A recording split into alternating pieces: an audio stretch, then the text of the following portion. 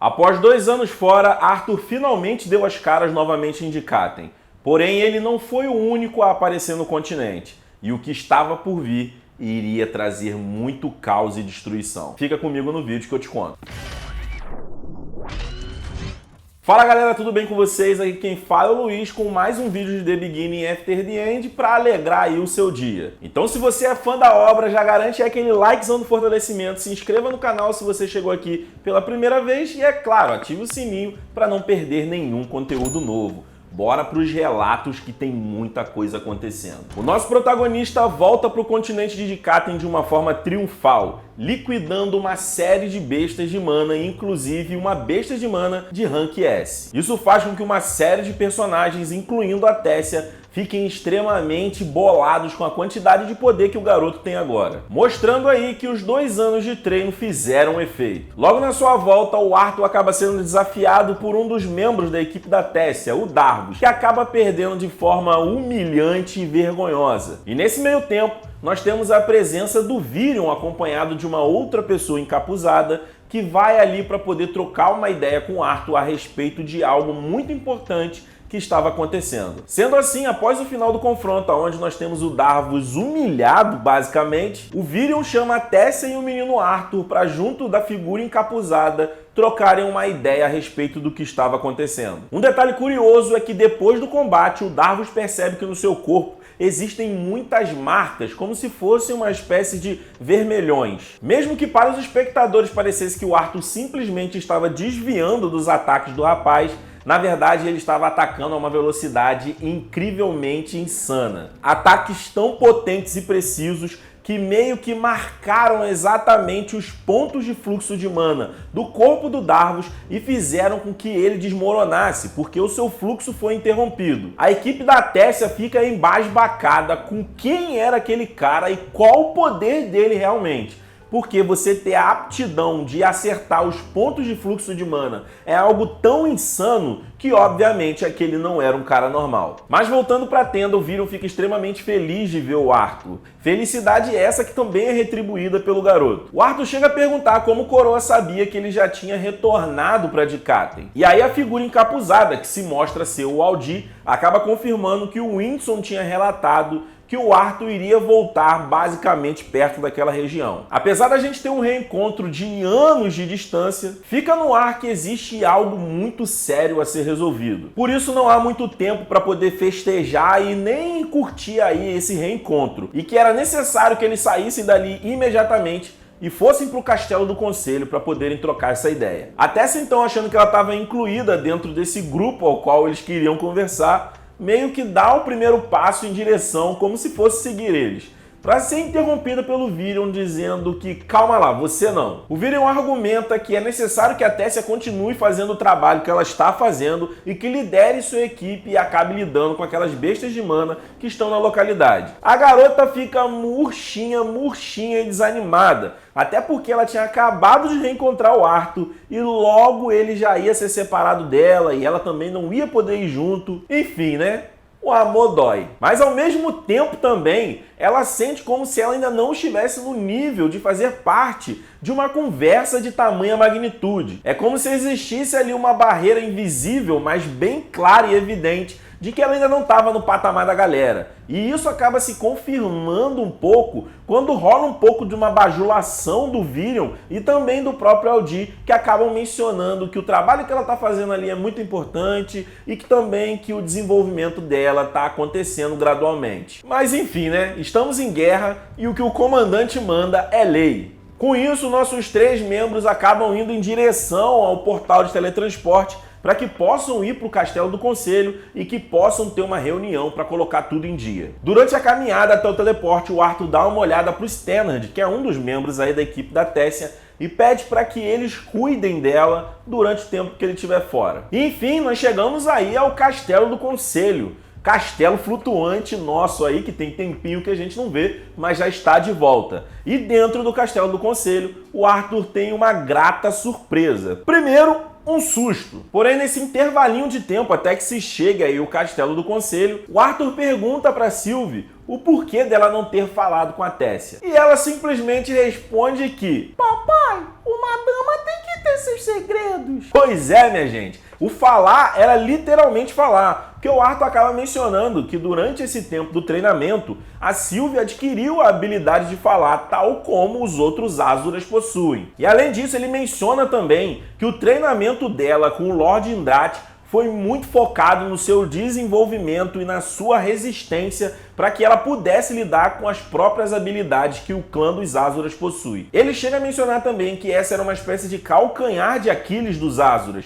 Eles tinham habilidades tão insanas que seus corpos precisavam ser fortes o suficiente para que resistissem a todo esse tipo de poder. Mas enfim, logo ao adentrar o Castelo do Conselho, o Arthur dá de frente com um urso gigante, com o peito peludo, com as garras cravadas no chão, que deixam ele um pouco bolado pensando no que poderia ser aquilo ali. Mas logo na mesma fração ali de segundos, atrás desse urso sai uma pessoa dizendo irmão. Sim, galera, era Ellie. E esse urso é aquele Boo que era pequenininho e agora já tá uma jamanta. O Arthur bem nota que a Ellie já tem uma postura completamente diferente daquela que ele viu 2 anos atrás. Ela já não usa mais as suas tranças e seus cabelos ficam soltos à altura do ombro, o que faz com que o garoto perceba que a minha irmãzinha cresceu. Logo na sequência também, o Arthur acaba avistando seu pai e a sua mãe. E sim, a galera tá morando dentro do Castelo do Conselho. Essa foi uma ideia do Virion que ele achou bem interessante, para que talvez as pessoas ficassem mais próximas e ele pudesse defender elas de forma mais eficiente. No momento em que o Arthur vê os seus pais, ocorre um misto de vários sentimentos na sua cabeça. Até porque, se vocês bem lembrarem, quando ele foi embora, rolou todo aquele bololô por conta das revelações que ele fez, onde ele disse que ele tinha uma vida passada e que toda essa consciência está com ele desde quando ele era pequenininho. Só que o gelo é um pouco quebrado quando seu pai logo já manda um filhão e vai de braços abertos abraçar o seu filho, o que deixa o Arthur com o coração um pouco acalorado. Porém, diferente do seu pai, a sua mãe acaba meio que se aproximando de forma bem mais lenta e devagar, mostrando que ainda há um pouco de resistência e talvez um pouco de incerteza ou confusão em relação a tudo isso que aconteceu. Isso faz com que o coração do Arthur acabe se partindo de novo, ou ficando meio que fechadinho dentro de uma concha. Os sentimentos são tão conflitantes que ele não tem coragem de olhar nos olhos da mãe e acaba olhando para o chão. Mas olhando para o chão, ele logo percebe que pouco a pouco os passos de sua mãe estão chegando até ele. E quando ele menos espera, ela agarra suas mãos de forma forte e pede para que ele tenha um pouco de paciência com ela. Então a gente percebe que existe um processo de aceitação acontecendo dentro dela. Isso faz com que aquela casca que meio que se molda ali no Arthur novamente, ela acabe se quebrantando e ele próprio entende que isso é algo que leva tempo e ele entende que a mãe precisa realmente desse tempo. Mas enfim, né? O Arthur fica extremamente feliz ao reencontrar os seus familiares e fica extremamente feliz também em ver que todos eles estão bem. Por vários momentos passava pela sua cabeça se alguma coisa não poderia acontecer com seus pais, ele estando longe, né? Porque durante toda a execução da obra, o Arthur sempre trouxe para si essa responsabilidade de guardar a sua família. E estando em outro continente, em quase outro mundo, isso era quase impossível. Ele tinha que confiar nas pessoas que ficaram ali a cargo de tomar conta da sua família. Do nada, enquanto tá rolando esse reencontro da galera, o Boo mete uma patada em cima do Arthur, que obviamente acaba defendendo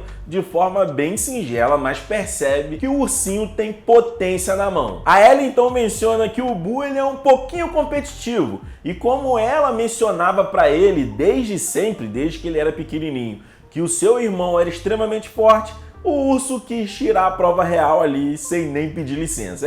Essa é a personalidade do Boo. Bichinho é folgado. É mencionado também que esse foi um presente do Windson antes deles partirem para Efeotos, e o Arthur dizia que nem estava sabendo dessa parada aí não. Mas também curtiu a ideia da sua irmã ter uma besta de mana de um rank elevado, né? Até porque ele pega no ar a Ellie mencionando que conversava com o Boo por meio da sua conexão mental, então ele logo já manja que é uma besta no mínimo de rank S ou SS. Enfim, né? Tá tudo muito bom, tá tudo muito bem, mas o Virion e o Aldi acabam mencionando e reafirmando de que, galera, depois vocês trocam uma ideia aí, agora a gente precisa conversar sobre uma paradinha séria aqui. A Sylvie aproveita para dar aquela olhada de canto de olho pro Boo e pergunta pro Arthur se ele queria que ela desse um jeitinho nele. Mas o garoto diz que não, tá tudo em família, não vamos arrumar treta. Arthur, Aldi e Virion então acabam entrando dentro da sala de reuniões do conselho, uma sala extremamente grande, a qual o Arthur logo percebe que tá bem vazia.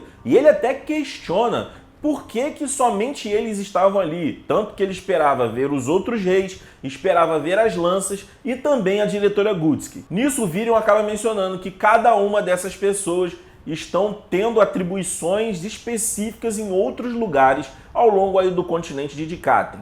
O rei e a rainha Glader, por exemplo, eles estão lá tentando fazer diversos esforços no reino de Darvi para tentar aí trazer de volta os anões para o lado da aliança. As lanças estão espalhadas cada qual em seu canto, agindo em frontes diferentes e por aí vai. E por fim, a diretora Gutsky, tá ali com o pé na cova, coitada. E o Arthur até diz que, não esperava que ela tivesse uma espécie de coma induzido. Ele nunca imaginava que os efeitos colaterais, por ela ter revelado o que ela sabia e ter sido meio que submetida à maldição, fosse tão grave assim. E o Arthur, nessa fração de tempo em que ele chegou em Dikaten e olhou como as coisas estão funcionando, ele já fica com uma grande dúvida na cabeça do porquê durante todo esse tempo a guerra não evoluiu ainda.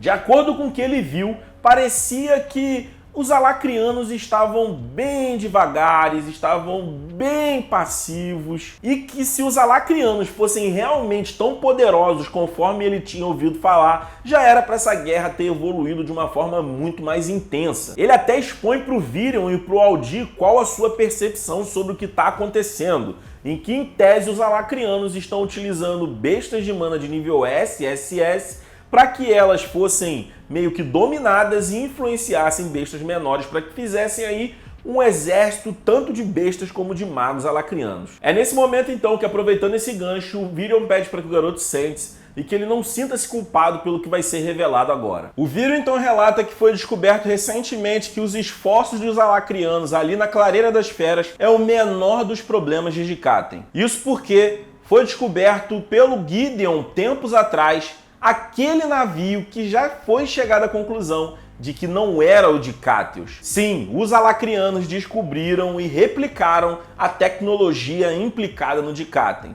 E o próprio Virion menciona que, após conversas com Gideon, descobriu que a tecnologia do motor a vapor foi ensinada pelo próprio Arthur a ele. Isso faz com que o Arthur meio que perca o chão e automaticamente cria um sentimento de culpa por ter sido meio que indiretamente aquele que possibilitou que as viagens de navio fossem possíveis. E como se fosse ironia do destino, momentos após esse relato, alguém bate na porta da sala de reunião e, ao ser permitida a sua entrada, a gente percebe que é um soldado extremamente cansado, extremamente preocupado e curioso, informando que Sr. Virion foram avistados. Sim, eles foram avistados. Os navios estão a caminho de Dikaten. O senso de urgência do Arthur nesse momento chega a mais de 8.000, fazendo com que o garoto colha o máximo de informações possíveis ali numa fração de segundos, confirmando que foram vistos os navios no litoral de Epstein, que é a cidade ali onde o Gideon acabou encontrando os restos daquele navio lá abandonado.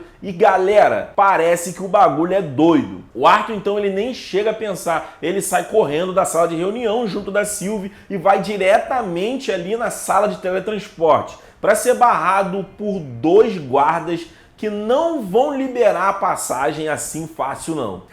Eles só esqueceram que o protagonista não é qualquer um. Um guarda gigante de armadura acaba dizendo que a passagem ali só é permitida com autorização do Virion ou do Aldi. E apesar do Arthur tentar argumentar, dizendo que, eu estava com eles até agora há pouco, eu preciso passar aí agora, ele só recebe uma retrucada dizendo que provavelmente ele era um nobrezinho mequetrefe que estava boladinho e queria passar ali e dar aquela carteirada. Mas só que não é assim que o negócio funciona aqui não. O outro guarda é uma maga que tenta uma abordagem um pouco mais delicada, dizendo que não era bom ele sair desacompanhado e que era preciso um guardião e tudo mais. Nisso, o Arthur mais uma vez acaba pensando como é ruim ter essa aparência jovial e juvenil, mesmo que ele já tivesse ali na adolescência, né? Mas o seu cabelinho jogado e a sua postura faziam parecer que ele era uma espécie de rebelde. Se não vai ser por bem, então vai ser por mal. O Arthur então emite uma presença tão esmagadora que faz com que os guardas fiquem de joelho, permitindo assim então a sua passagem até o teleporte, aonde um senhorzinho ali meio que nem retruca também por que ele quer ir para Epstein ou como, simplesmente configura o local e tchau. E novamente o Arthur acaba chegando num outro local de teleporte, rodeado por guardas que não estão entendendo por que aquele moleque estava ali. Na verdade, muita gente nem conhece o Arthur. A galera não tem o Arthur como uma figura ainda dessa guerra. Não é como se ele fosse já reconhecido como um general ou coisa do tipo. E todo mundo fica escabriado, e mais uma vez é necessário ali dar uma ludibriada, um drible do Ronaldinho nessa galera. Meio que querendo diminuir a quantidade de estragos que seriam feitos dentro da localidade, o Arthur pede então para que a Sylvie desenrole uma saída rápida para eles. E nesse momento a nossa pequenina acaba se colocando novamente na sua forma de dragão. E aí a bicha tá uma dragoazona bolada, tá? Os seus chifres já estão muito mais definidos, as suas penas estão como se fossem escamas extremamente polidas e a Sylvie tá uma jamanta gigante de dragão. Singelamente ela destrói o teto e então o Arthur junto da Sylvie saem indo em direção ao litoral. E ao chegar lá o que o Arthur vê é extremamente aterrador. Centenas e centenas de navios, trazendo aí muito provavelmente milhares de magos alacrianos e sabe-se lá mais o que a caminho de Dikaten. O Arthur pensa que aquilo que eles estavam enfrentando até agora pareceria simplesmente uma brincadeira de criança, como se fosse uma piada de mau gosto de Alácria mandar somente aquela quantidade de forças para Dikaten até o momento, porque o que os caras estavam prestes a enfrentar, minha galera, ia ser dose demais. E o Arthur nesse momento, ele não deixa de parar para pensar como ele tem culpa nessa situação, né? Como o conhecimento da sua vida anterior meio que proporcionou que todos esses magos alacrianos, que todos esses inimigos estivessem à porta de sua casa. E meio que num pensamento determinado, o Arthur pensa como ele não foi capaz de defender a escola e também como esses navios a caminho de Dikaten eram sim em coparticipação culpa dele. Mas já que tudo isso deu errado, o que ele tinha para fazer agora era ser o protagonista que essa guerra precisava. Minha galera, o pau vai quebrar. Então foi isso por hoje, galerinha. Espero que você tenha curtido o vídeo e preparem-se que a guerra de verdade vai começar agora. O que a gente viu até o momento em Dikaten é uma mera chalaça de Alácria, uma brincadeira de criança, um engana-trouxa. E agora que a gente vai ver o caldo ficando grosso. Mais uma vez, muito obrigado pela sua presença. Não esquece de deixar aquele like do fortalecimento, se inscrever no canal se for a sua primeira vez por aqui e, é claro, ativar o sininho para ser notificado sempre que a gente lançar um videozinho novo aqui no canal. Muito obrigado pela presença, eu vou ficando por aqui e até a próxima.